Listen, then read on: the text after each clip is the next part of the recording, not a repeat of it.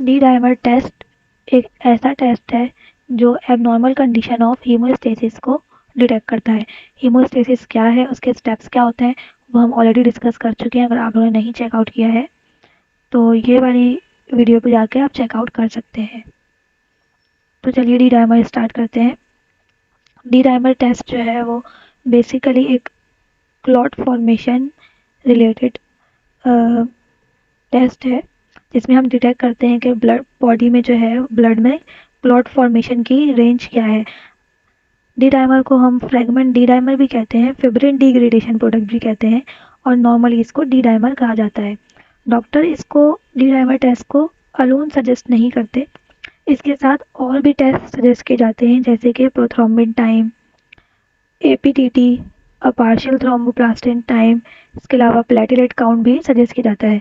ये सारे टेस्ट हम ऑलरेडी डिस्कस कर चुके हैं। अगर आपने नहीं चेकआउट किया है तो हीमोस्टेसिस की सीरीज में जाके चेकआउट कर सकते हैं। डी डाइमर एक ऐसे टाइप का प्रोटीन है जो कि ब्लड में प्रोड्यूस होता है आफ्टर द कोगुलेशन फैक्टर, जब डिसॉल्व हो जाते हैं। कोगुलेशन फैक्टर किस तरह बनते हैं, ये स्टेप 3 है हीमोस्टेसिस का, और ये आप जो है वो आई बटन पे क्लिक करके चेकआउट कर लें। डी डाइमर को डी फ्रेगमेंट्स भी कहा जाता है, जो ज्वाइंट होते हैं cross linkage between the proteins. Usually जो है बॉडी में ये बहुत कम दिखते हैं डी डाइमर, क्योंकि ये डिसॉल्व होते रहते हैं। अगर इनकी कंसनट्रेशन हाई आ रही है तो इसका मतलब है यकीनन बॉडी में कहीं ना कहीं आपके ब्लड क्लॉट जो है वो ज़्यादा बन रहे हैं। नॉर्मल रेंज की बात अगर हम करें तो नॉर्मल रेंज जो है वो उसकी होती है 0.50 माइक्रोग्राम पर ml। अगर इससे ज़्यादा आपका जो है वो रेंज ज़्यादा आ रही है, इसका मतलब क्या है, ब्लड क्लॉटिंग डिसऑर्डर आपकी बॉडी में है। उसके लिए डी डाइमर जो है वो डॉक्टर आपको सजेस्ट करेंगे, और उसके साथ ही बीटी, सीटी, एपीटीटी और पीटी टेस्ट भी सजेस्ट करेंगे।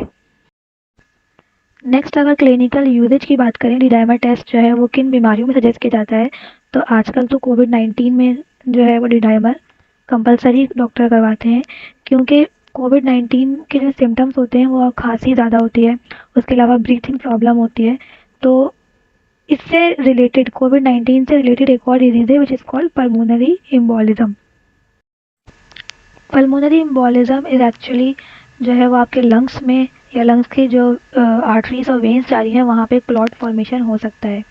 नेक्स्ट है deep vein thrombosis. Vein thrombosis, तो डीप वेन थ्रोम्बोसिस का जो सिम्टम है वो क्या होता है, जो आपका लोअर लिम्ब का पोर्शन है, यानी कि लेग्स में, आपके फुट में, यहाँ पे आपकी जो वेन्स हैं उसमें थ्रोम्बोसिस डिटेक्ट हो सकता है। नेक्स्ट जो हमारी डिजीज़ है वो है डिसेमिनेटेड इंट्रावेस्कुलर कोगुलेशन, यानी कि डीआईसी। डीआईसी में क्या होता है, इसमें भी जो है वो आपके इस डिजीज़ में भी जो है वो आपका कोगुलेशन डिटेक्ट होती है, और ये भी हम डिस्कस कर चुके हैं ऑलरेडी, तो आपको आई ब्लड पे चेक करना है। नेक्स्ट है स्ट्रोक, यानी कि अगर आपका जो है वो हार्ट में या ब्रेन के पोर्शन में कहीं पे भी आपकी वेन्स में जो है वो ब्लड क्लॉट है, तो इसका मतलब ये है कि आपको स्ट्रोक हो सकता है। ये सारी डिजीज़ हैं और ये हम ऑलरेडी डिस्कस कर चुके हैं, यहाँ पे हमने एज अ हाईलाइट डिस्कस किया है। डी डाइमर एसोसिएटेड विथ कोविड-19। कोविड-19 के पेशेंट्स में कोगुलेशन फंक्शन जो है वो काफ़ी हायर लेवल में जो है डिटेक्ट होते हैं। इसका मतलब है कि डी डाइमर की जो रेंज है वो भी काफ़ी हाई आ रही है। वैसे तो अभी तक क्लियर नहीं है कि इसका क्या प्रिंसिपल है, कोविड-19 से एसोसिएट किस तरह करें, लेकिन जो कंडीशन है और अगर उसमें डी डाइमर टेस्ट सजेस्ट हो रहा है तो इसका मतलब ये है कि डी डाइमर हाई ही आने वाला है कोविड-19 के पेशेंट्स में। नेक्स्ट हम बात करेंगे प्रेगनेंसी एंड डी डाइमर कैसे एसोसिएटेड है। प्रेगनेंसी में जो है वो फॉल्स डी डाइमर की रेंज हाई आती है। नॉर्मली क्या होता है, फिब्रिन जो है वो ब्रोक डाउन हो रहा होता है, उसकी वजह से डी डाइमर लेवल भी हाई आता है। तो अगर प्रेगनेंसी में हाई आ रहा है इसका मतलब ये है कि it is a false condition of D dimer. D dimer हमेशा हाई आएगा। अगर प्रेग्नेंट वुमेन में डीआईसी डिजीज़ है, यानी कि डेसिमिनेटेड इंट्रावेस्कुलर कोगुलेशन हो रहा है, तो उन वुमेन्स का भी डी डाइमर का लेवल हाई आएगा।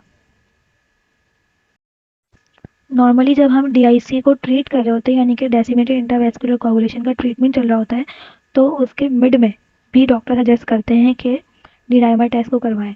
डी डाइमर टेस्ट अगर फिर भी आपका जो है वो लेवल इंक्रीज आ रहा है, 0.5 mg पर ml से ज़्यादा आ रहा है, इसका मतलब ये कि जो ट्रीटमेंट आपको मिल रहा है डीआईसी का वो बिल्कुल भी इफेक्टिव नहीं है और हमें ट्रीटमेंट चेंज करना पड़ेगा। अच्छा जी, एक तो प्रेगनेंसी में जो है वो फॉल्स डी डाइमर की कंसनट्रेशन हाई आती है। सेकेंड, अगर एजेड पीपल हैं उनमें भी डी डाइमर की कंसनट्रेशन हाई आएगी, और इनको हम फॉल्स पॉजिटिव कहते हैं। इसके अलावा एक कंडीशन होती है रिमोटाइड फैक्टर। जिसमें भी जो है वो फॉल्स डी डाइमर की वैल्यू जो है वो हाई आती है। इन सबको हम फॉल्स कंसिडर करते हैं क्योंकि हीमोलिसिस ज़्यादा हो रहा होता है, उसमें ब्लड के सेल्स जो हैं वो बनने टूट रहे होते हैं। इसके अलावा अगर पेशेंट का सैंपल लेते हुए हीमोलिसिस का प्रोसेस आपने कर दिया है, यानी कि सैंपल आपने ठीक से नहीं लिया है और ब्लड ब्लड सेल्स जो हैं वो ज़्यादा डैमेज हो जाते हैं, तो उसमें भी जो है वो डी डाइमर की जो रेंज है वो हाई आ सकती है। नेक्स्ट क्लिनिकल प्रोसीजर, हम जो सैंपल है वो लेते हैं ब्लू टॉप में, ब्लू टॉप वायल में, क्योंकि इसके अंदर होता है सोडियम सिट्रेट। सोडियम सिट्रेट जो है वो कोगुलेशन के जितने भी टेस्ट होते हैं उनके लिए यूज़ किया जाता है, जैसे कि पीटीए पीटीटी के लिए भी हम ब्लू टॉप वायल ही यूज़ करते हैं। उसके बाद इसको कर देते हैं हम सेंट्रीफ्यूज, और सेंट्रीफ्यूज करने के बाद हम लगा देते हैं इसको मशीन में।